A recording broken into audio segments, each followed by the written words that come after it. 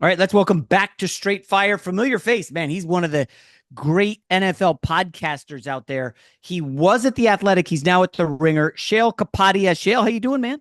Doing well, man. Good to see you. Yeah, it's I wish we were talking on better terms. I'm coming off a week where I just got obliterated with picks. I thought the Titans would bounce back. I was on a lot of 0-2 teams to bounce back, and it just didn't happen. We're starting to see kind of a hollowing of the middle class, but I don't even know if the upper tier teams have good. I'm just curious, your thoughts macro around the league after 3 weeks where we've seen some chaos. Yeah, it's always tough early in the season. Those first 2-3 weeks, you try not to take a beating with your picks. There, you're trying to figure some stuff out. You're trying not to move off of a lot of your preseason predictions. But I think for the most part, the teams that I thought could compete or win the Super Bowl before the season, those 6 to 8 teams, Baltimore, KC, Buffalo in the AFC, and then in the NFC, Detroit, Green Bay, Philadelphia. We could maybe throw a couple other teams in there. I think those teams are still there. They haven't all had great starts, but I feel like it's still early. Remind myself that there's a lot of football to be played, and those are the teams that still have those high Yeah. ceilings. I want to start with the Indianapolis Colts. And I know I'm doing that because nobody's asking you about the Colts, I'm sure. Yeah. Initially, I was like, okay, this is a fun story. I've lost money on them the last 2 weeks. I had the Broncos. I'll stand by the Broncos should have won that game. And then I had the Titans, and I'm like, not a believer. I saw some numbers about the Colts being not only just 3-0, but 3-0 against the spread, a big scoring margin. Historically, teams that start like this, they're in the playoffs 18 of the last 22 times that fit the Colts profile. I did not see this coming. Daniel Jones looks like a new quarterback. Your thoughts on the Colts? Yeah, no, I was making fun of them all summer, saying this organization doesn't know what they're doing. Mm-hmm. They're banking on Daniel Jones. They paid him $14 million. The guy was a disaster with the Giants. And I got to give him credit. I'm with you. I saw it in week 1 and I go, all right, do it again. Yeah. And then I saw it in week 2 and I go, all right, yeah, do it again. Yeah, yeah. And they've done it 3 weeks in a row. Now it's 3 weeks. Let's see. Daniel Jones has had durability issues in the past, but I think Shane Steichen has done an awesome job scheming up that offense, catering it to fit Daniel Jones's skill set. And they've had the best offense in the NFL statistically. And I had them as like a bottom 5 offense going into the season. Again, just going on Daniel Jones's track record. So I want to see more. But yeah, if you ask me right now, do I think they're going to make the playoffs? I think I would say yes, given the Yeah. way that rest of the division looks. Well, also the Burrow injury, and listen, I know everybody loves the Chiefs. They could be 1-3 after this week, and I don't know about you, Shell. I'm sick of this. Hey, just wait until Xavier Worthy gets back. We're gonna be fine. Like Xavier Worthy, really? I think so. The AFC feels. I don't even Baltimore is flawed defensively. I don't know about the AFC, man.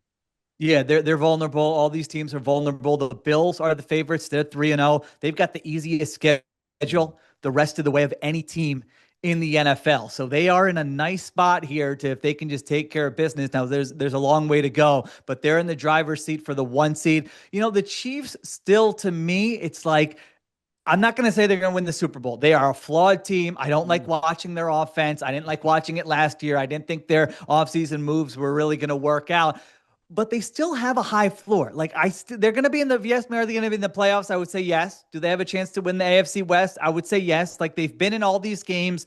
They've been 1-score games. That their 2 losses against the Chargers and the Eagles, who, by the way, both look like pretty good teams right now. Yeah. So I'm with you. Xavier Worthy's not going to save the day, but if you say Rasheed Rice, Xavier Worthy, rookie O lineman gets better. Like I'm not ruling out the possibility that we're in December going, all right, this happens every single freaking year with the Chiefs, and they're right in the mix with these other AFC teams. Well, it's funny. 11-0 in 1-score games last year, and I believe they're 0-2 already this year. We know how Correct. that flips year to year. Let me ask. It feels like, and I looked at the quarterbacks. Sometimes you'll just look at the quarterback stats every week. We had like I don't know 9 or 10 quarterbacks throw for under 200 yards this past week, and there's some numbers that the offensive yards per game are down. I don't know if it has to do with the kickoffs or defenses have just caught up with these passing games. Do you have any theories as to why the offenses kind of don't look great early in the season? Yeah, I don't know specifically for this year, but this has been sort of a 2-3 year long trend where Mm. defenses are playing with 2 safeties back, and they're saying, let's make these let's limit explosive plays. basically at all costs. So if you want to run the ball, go ahead and run the ball. If you want to complete passes underneath, go ahead and complete passes underneath. But we're going to bank on the fact that at some point in a 9 or 10 play drive, most of you are not good enough to be flawless and avoid that penalty or avoid that sack or avoid that turnover or that drop pass. So that's been a defensive philosophy that's got taken over the league. I'm kind of annoyed by it, honestly. It's like, this is not fun to watch with Josh Allen. I mean, that game last week, his average pass, I forget how far it went, but it's like Josh Allen's one of the most talented quarterbacks we've ever seen. I would like to see him chuck the football downfield, but to his credit, he's taking what the defense gives him. So yeah, I think that's certainly part of it, but it's the NFL. Everything's cyclical. It'll go back and forth. We might be having a conversation next year at this time saying, man, the offenses are just chucking it downfield and offense is back, baby. So it's a small sample. So let's see what it looks like at the end of the year. All right, let me ask a couple specific games. So the Lions go on Monday Night Football, island game, and I thought they destroyed the Ravens. It was up and down the field, fourth down conversions. They were perfect. They look like the better team. They're now laying 10 at home against the Browns, even though the Browns just beat the Packers. But I don't know. I kind of want to lay it with the Lions here. They're at home, Cleveland off a big win, but it was kind of fugazi. Their touchdown drive was 4 yards. And I think the game-winning field goal, they went like 15 yards. So they didn't do much. And it almost feels like the Lions maybe are not dropping off as much as everybody thought. Yeah, that was the most impressive win by any team this season, in my opinion, the Lions on Monday night. I mean, they looked incredible. I'm with you. There was nothing fluky about that. They looked like the better team. It was a statement game. It was, hey, everyone's talking about how our coordinators left and we're not the same team. Well, look, we are the same team and we're going to be in the mix. So 10 point, that's a stay away for me because Cleveland's defense, I think, is legit. Now, the Browns have had some weird splits over the past few years here where they're much better defensively at home than they are on the road. So I'm with you. If I had to pick a side, I would go with Detroit because I think the Browns offense is not good. And I feel like the Lions most weeks can score on anybody. But to me, a number that big against a defense that I do think has some talent, I would probably stay away. This is an ugly one, but I'm going to bring it up because Vrabel is kind of off to a rocky start. And I know he's got to purge a lot of the nonsense. They've been dumping recent draft picks left and right. But the Patriots are somehow laying 5.5. The Patriots against the Panthers. Panthers coming off their big win over the Falcons. I guess people are seeing regression coming. I got to be honest. I like Drake May a lot. I don't know what's going on with that team. They just make a lot of mental mistakes, it feels like. I was thinking the same thing. Like if you didn't know that Mike Vrabel took over for Gerard Mayo, you'd be like, oh man, this Gerard Mayo coach team is just honestly the way they're playing. I mean, they're making a lot of mistakes. They outplayed the Steelers last week, that entire game. And if you look at a lot of the advanced numbers, they're pretty favorable on Drake May, just like down to down. Is the offense working? Yes, the offense is working, but it doesn't matter if you're turning the football over, if you're fumbling it, if you're making kind of 1 or 2 plays each half, that leaves you scratching your head. So, I get the number because the Panthers looked like the worst team in the NFL through 2 weeks, and then they played well last week, so you don't know what to make of them. I do think the Patriots are the better team. And I do think they're going to have one of these weeks in the next 2-3 weeks where it's like, okay, they avoided the mistakes and they actually are an interesting, maybe a sleeper wild card team in the AFC. Well, it's interesting you say a wild card team in the AFC because the AFC feels down. I mean, Jets stink, Dolphins stink. You go down the list. There's just, I think 6 teams are above 500 in the AFC. Wow. Is that what? Yeah. I think it's even coming 6. into the season. I was looking at the Patriots and Raiders going, let's find what a sleeper here in the AFC to sneak in. So Patriots should get Christian Gonzalez back soon, their number 1 corner. Again, I have actually been encouraged with what I've seen from them offensively so far this season. Now, you never want to overreact, but sometimes you get the underreact on the Rams. So, no, I haven't heard anybody say this. They beat the Texans, who are winless. Right. And then they beat the Titans, who are winless. And then they gagged away a huge lead against the Eagles. How good are the Rams, Sheil? I think their offense is pretty good. I do the Ringers Philly special. And so I watch the Eagles film every week. And that Rams offense is schemed up. Like McVay is in his bag as an offensive schemer right now. And Stafford is not the same guy he was 2 years ago. It's a lot of play action, but guys are getting open.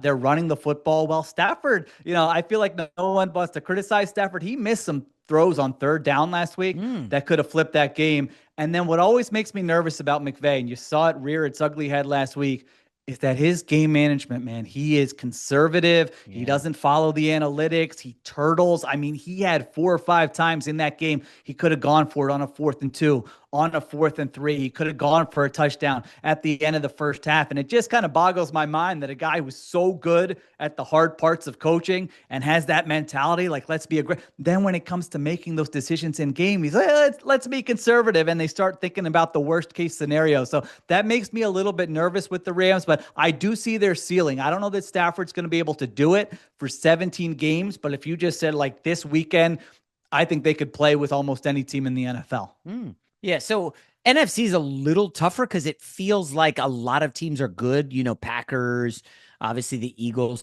Let me drill down on the Eagles with you because you are a Philly guy. You know them as well as anybody.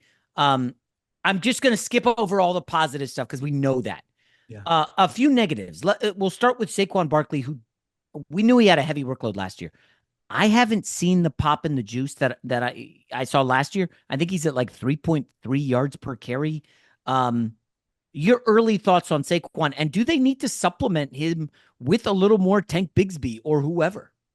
Yeah, I actually think it's been their offensive line is not as good as it was last year. And so it goes back to that question, running back versus situation versus offensive line. Saquon Barkley last year looked like a different guy than Saquon Barkley with the Giants, and the interior of the Eagles offensive line, they're dealing with some injuries. There haven't been a lot of plays where you go, oh, he had space and he didn't have the juice to create an explosive there. It's kind of been the opposite where it's like, there's not a lot there. And, he turns kind of nothing into something a little bit. So I want to see a bigger sample. I hear what you're saying. And it's certainly a concern for them where it's like, when you have 482, whatever it was last year, including the playoffs, it was a crazy number of touches that running backs rarely come back from that and are like the same guy the next year. But I haven't seen anything with my eyes that tell me, hey, he doesn't look like the same guy. I purposely didn't draft him, told my son not to draft him in fantasy. I just don't have a great feeling about that. But that being said, their defense is so good.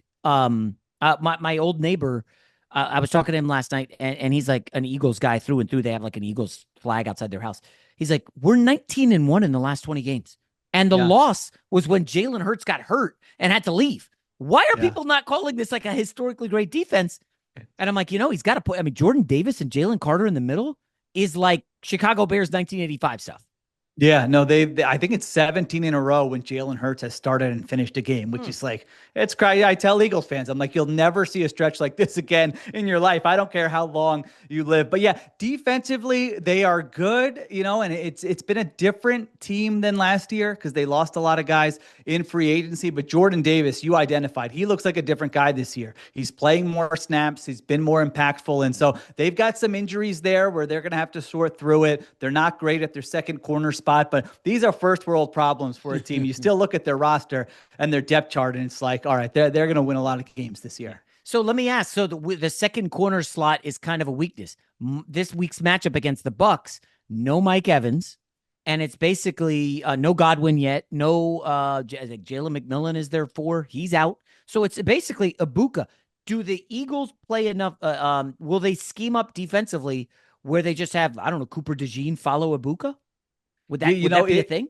It kind of depends where he lines up. If he's in the slot, he'll get DeJean. If he's on the outside, Quinyon Mitchell is their number one corner, who he played really well last week. He followed Devontae Adams a little bit, but they play a lot of zone coverage. So it's not like, hey, just follow this guy and you're covering him the entire time. It's more just, all right, let's get him on that player's side. So they're going to have a tough time. Baker Mayfield and the Bucks last year really played well against this Vic Fangio defense. Now, it was the first month of the season. They didn't have all their guys, but still, it was one of the most impressive performances by an opposing offense against the Eagles in the last 2 years. So it's one of those where the Bucks have injuries on the offensive line. Eagles have some injuries defensively. Todd Bowles has had Jalen Hurts' number over the years. So it's an interesting matchup for sure. I still remember that playoff game. Oh my gosh, that was bad. But it's interesting you mentioned that because I think, didn't Philly get smacked around by Tampa last year? They but did. Yeah, AJ Brown it missed was the week game. 4. Yeah, they didn't have AJ Brown. They didn't have Devontae Smith. They didn't have it. So they were really banged up in that game. But still, Tampa did play really well. And Tampa this year, they'll make some mistakes offensively, but they are able to like create a 16-yard completion. It feels like almost anytime they want. I mean, we know how Baker Mayfield's going to play. He's going to be aggressive throwing the football. And I've been impressive that they haven't had that drop off offensively, even though they switched offensive coordinators. So, you can only dance between the raindrops forever, right? I mean, they've won essentially 3 games with game-winning Yeah. drives in the final 2 minutes, and then the Falcons kicker misses. They could easily be 0-3. And I know Yeah. you can play that game a lot. The Eagles being -3.5 tells me a lot on this one. I think the Eagles get big-time revenge here. And if Yeah. they could win by 20. That's what I kind of feel on this one. But the Yeah. Eagles haven't, they don't usually destroy people like that, right? They've won 3 one-score games themselves. They're kind of like the Chiefs of last year in some ways. The Eagles, they win that game last week on a last-second field goal block, and the Cowboys That's game right. in week 1. CeeDee Lamb is dropping passes in week 2. Travis Kelce's dropping that pass in the end zone. So not that they could be 0-3, but yeah, to your point, they're not blowing teams out either. So yeah, I thought that line was very interesting. I need to kind of see the injury reports this week before figuring out who I'm going to pick. But again, Bowles has had Jalen Hurts' numbers. It's not just last year. You look kind of over the years, they're kind of the one team that the Eagles have yet to figure out here. Interesting. Let me go to Thursday Night Football. Seahawks at Cardinals. Arizona loses Connor. Seattle's defense has been just absolutely balling.